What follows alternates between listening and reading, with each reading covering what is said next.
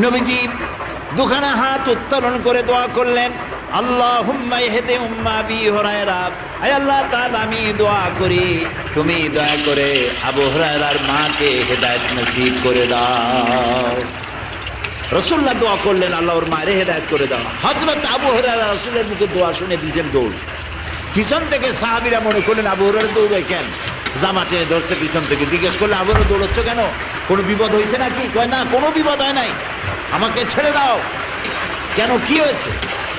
হযরত আবু হুরায়রা বলেন, সাহাবীরা আমাকে ছাড়ো, আমি দৌড়াইয়া বাড়ি গিয়ে দেখতে চাই। আমি আগে দৌড়াইয়া বাড়ি পৌঁছলাম না, আমি বাড়ি পৌঁছবার আগে আল্লাহ নবীর দোয়া আমার বাড়ি পৌঁছায়। সেই দুইটা জিনিসের কোনটা আমি দেখতে চাই।